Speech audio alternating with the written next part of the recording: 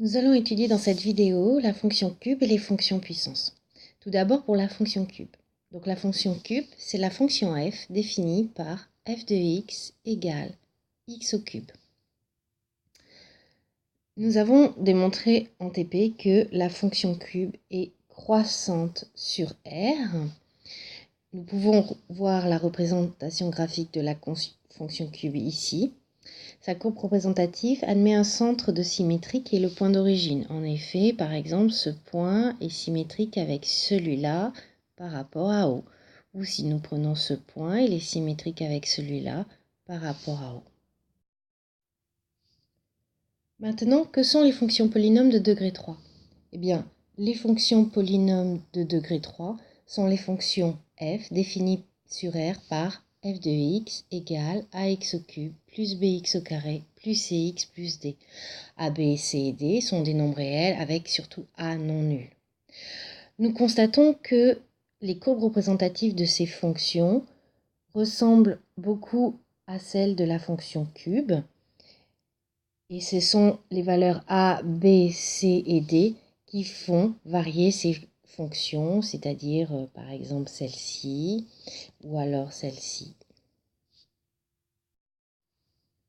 Nous constatons aussi que ces fonctions de polynômes de degré 3 ont un centre de symétrie chacune.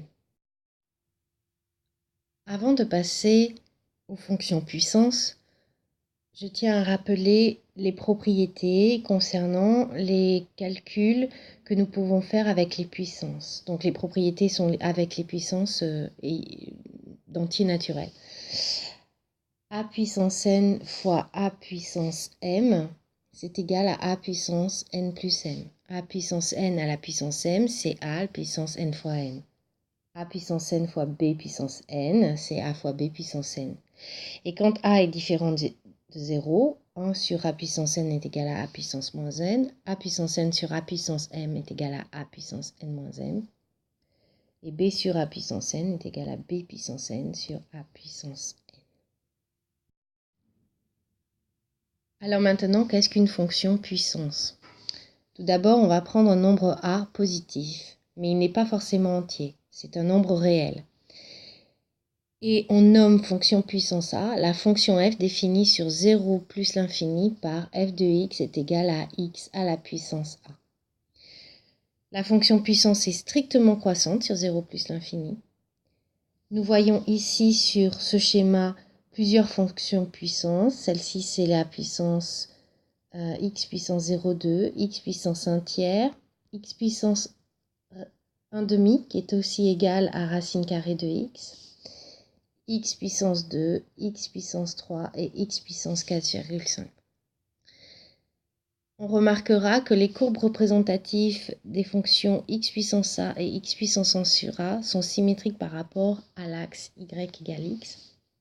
Par exemple, y égale x au carré, qui est ici en rouge, est symétrique à la fonction qui a x associe racine carrée de x, qui est en bleu. On voit la symétrie entre les deux.